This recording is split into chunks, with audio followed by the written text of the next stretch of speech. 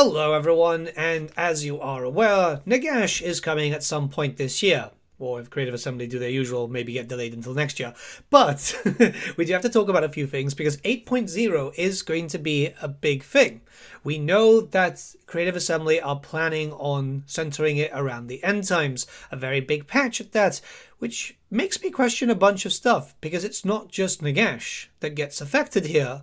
The end times is the end of the world, and it doesn't just affect Nagash or Chaos, it affects the whole world, with events slowly ticking in through a series of poorly written books, is probably the best way of saying it without swearing throughout the first minute on YouTube. Which is why I was kind of surprised when they confirmed 8.0 as an end times patch. We'd slowly be getting a creep in of end times events, even then very, very minimalistic to what is expected. And I personally believe that we would need a few patches for that, unless 8.0 is going to be like a complete full game in terms of content. Every race is going to be affected, most of them having events in some way, shape or form, and we're going to talk about those events happening in the end times in this video. So either it's going to start off, or it's going to be a series of patches going on forward. So like the Nagash stuff starting off first, because that was the first book, and then seeing more and more patches come in. Which, I mean, we already know that Archaon's going to get some sort of rework here, but what about the Dark Elves? What about the High Elves? What about the Skaven? Are they going to be able to blow up the moon? Are we going to see the Auric Bastion? Is Orth-1 going to be destroyed? Let's talk about a random amount of end-time stuff, and let's try and make sense of the situation. And now, be warned, this is going to all sound very outlandish, even for Warhammer, and that's because, again, awful book series. So there's no point talking about the undead stuff because we already know that, yes, we are going to have the Law of Undeath. We're going to have access to just some undead events happening because there is another type of corruption.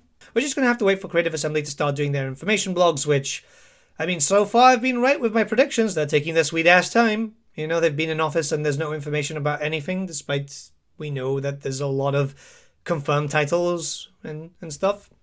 Anytime now, Creative Assembly, wake up a little bit. I did see some speculation that maybe everyone would get access to the Law of Undeath, because yes, that was a thing back during the end times, even dwarfs. It was a weird thing. But I very much doubt it. I think what they'll do is they'll give access to the, well, Vampire Coast, Vampire Counts, and Tomb Kings, and that's it. I don't think anyone needs access to that, because then it's going to be the whole situation of then random people getting access to the laws of magic for chaos, and let's just not make this more complicated than it needs to be, I think. Alright, so Skaven are likely going to be happening because one of the lords is very much for sure going to be Thanquol, right? You can't do end times without introducing Thanquol, and basically the end times relies on the Skaven quite a bit. There's a big event attached to them, right? There's not only taking over certain holds, which I imagine in a series of missions, but the big thing being blowing up the moon. It's something that even surprised the Chaos Demons. They seriously were expecting the Skaven to be that chaotic.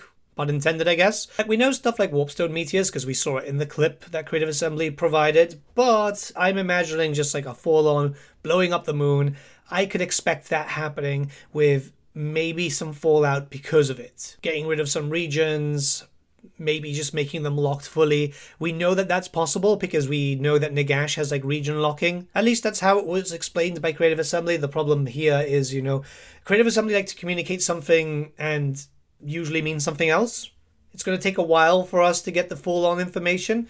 But yeah, blowing up the moon should have some effects on the world. And I imagine this would then lead towards some more chaos stuff. Because I could imagine some chaos portals appearing. You know, this is something that we've seen because of the Realms of Chaos. You know, that awful campaign that nobody touches anymore. I could imagine events like the moon blowing up could lead to some chaos portals appearing, because then things would get a lot more volatile. Which would mean then random armies spawning, which you'd have to deal with, likely with a large effect on the world, because you'd get a lot more corruption.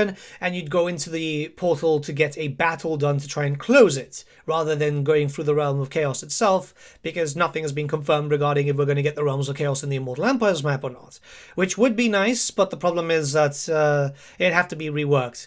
Hopefully it's something that they're kind of looking towards. I mean, there is enough space in the northern portion of the map, but I'd like to see that improved a little bit and just kind of fleshed out a bit, because it's very, very tight around that area as it stands. Since that happens in lore, I could see that happening in game, and I think those portals would be great because at least it'll give us reason to see those chaos maps again, because Yeah, it's been a while. It's been a while. There's some really cool looking maps for Realm of Chaos that just doesn't get used in Immortal Empires, barring like maybe a quest battle or two, and even then, it's not a lot. So, interestingly enough, a while back, about a year ago, there was like a leak, which has been accurate so far, which just kind of proves that Creative Assembly really have no internal security, even at events, because apparently this happened in some sort of conference in China, which, again, what the fuck? The talk there was like the end of Orth-1, you know, that Orth-1 would be destroyed and it would be removed from the map. I could see that happening. We have seen technology like that with how it's interpreted with the Realm of Chaos once again when they appear and they disappear. The Vortex being destroyed could be really interesting. Again, not a fan of the end time stuff, and it pains me to talk about the end times storylines without wanting to projectile vomit, but I mean, that could work, especially then getting the characters to be incarnates, like Tyrion, Teclis, Grimgor. They would all get superpowered. I do wonder if these leaks are correct, if it's just like flat out removing Orth-1 from the map, or just making all the territories inhospitable. Lord only knows what type of patch we're going to be getting, because there's a lot of extra stuff that also gets attached to it. Archeon and likely a few other characters might get access to the Legions of Chaos and maybe the Grand Legions of the Everchosen. So this is something that we know from 8th edition, well 8.5, which was the End Times rule set, getting access to Warriors of Chaos, Demons of Chaos, and Beastmen in a full roster. I know some people are saying, well, you already have access to Demons, but I mean like unrestricted access. So if you want a Chaos Lord of Slaanesh, for example, being flanked with nothing but, yeah, Gorgons, Jabberslifes, that could work, or a full Doom stack of demons. I mean, you could do that with the Monogods as it stands, but this would be with the Warriors faction. I do wonder how that could work, but it's something that we're expecting at this point, right? Hopefully the Legions of Chaos are not the Grand Legions, because the Grand Legions was like mixed with Skaven, and it's too ridiculous, right? I think it would just be, it would be taking way too much away from like the actual styling. Plus, again, if any of you played during the end times, like myself, you'll know the list, right? The very famous unkillable Chaos Sorcerer being flanked by nothing but Storm Fiends, because back then, during, well, at that point of the end times, there was no restriction, so you didn't have to do the usual core, rare, and special stuff. It was just like, oh, you could bring whatever the fuck you want. God, like from a competitive point of view, I liked the end times because I played Skaven and it was finally my time in the sun. But like from a fairness point of view, no. Now, since I imagine that Chaos will end up becoming like really strong, they'll probably do some proper Chaos Tide. I do wonder how they're going to organize that, right? Because look, the endgame scenarios, they're not bad, but they're not really exciting either. Don't want to sound mean about it, but yeah, they don't really have that much going for them. Are we going to see more scripted invasions? Like, that would be kind of cool to see. Hell, we had one scripted invasion during Warhammer 1, which was, I mean, lackluster by today's standards, considering that, well, that was 10 years ago, right? God.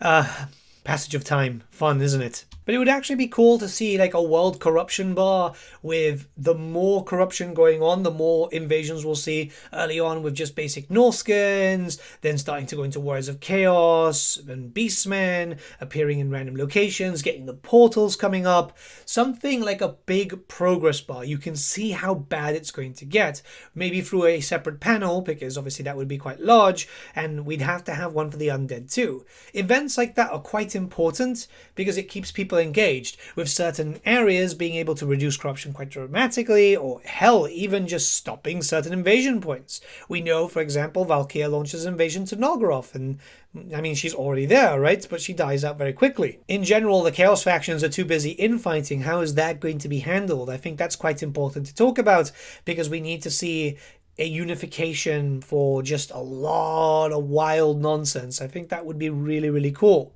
Same thing in general. Are we going to start seeing some sort of rework towards alliances and stuff? Because, yeah, there's a lot of changes during the end times, you know. At certain points, we've got Grimgor fighting alongside Malekith, fighting alongside Karl-Franz.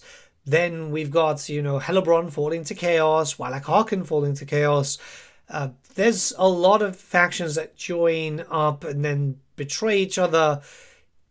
With the current system in diplomacy, that doesn't really work. But if they're going to hit it hard, there needs to be a sort of narrative there. narrative hasn't been great so far in recent DLCs.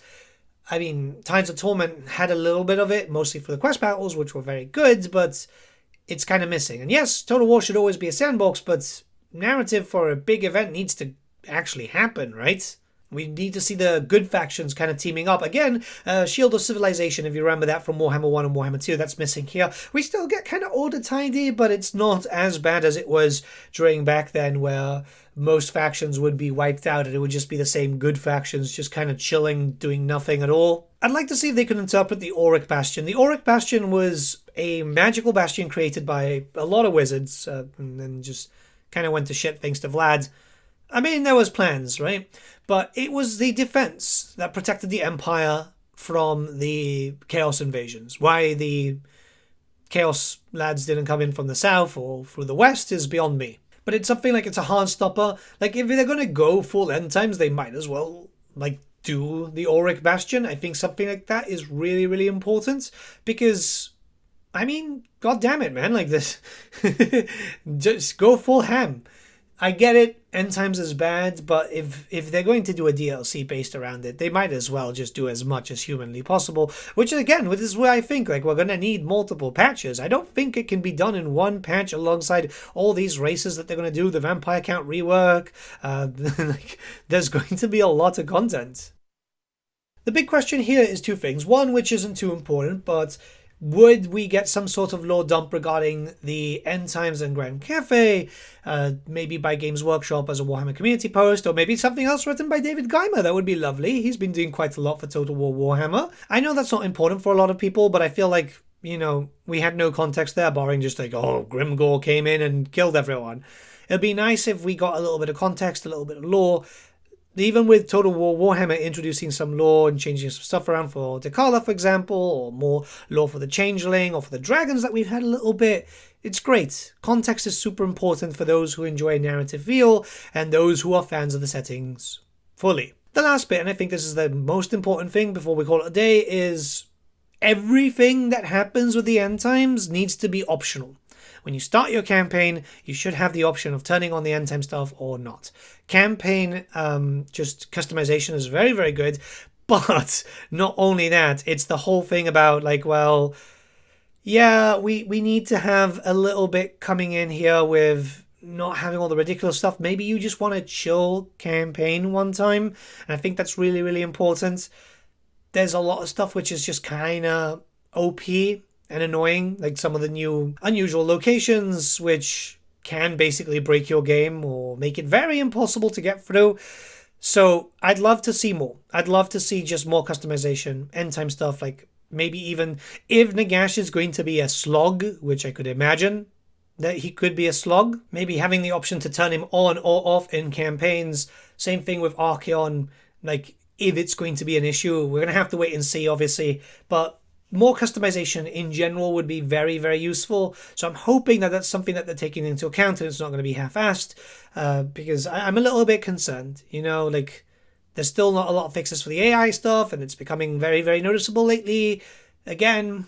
So, yeah, problems can arise. But let me know what you guys think in the comments below. Start a bit of a discussion. I do apologize, I've been away for a few days. Well, I've been home, I've just been dealing with a lot of problems. This move has been very taxing on me, I'm not going to lie. But I should be kind of backish to normal. At least I hope so. I really hope so. Because, well, I want to make content. I got loads of video ideas and I just can't get down to them. But yeah, have a great day, guys, or evening. And I'll see you all again very, very soon, I hope. Bye.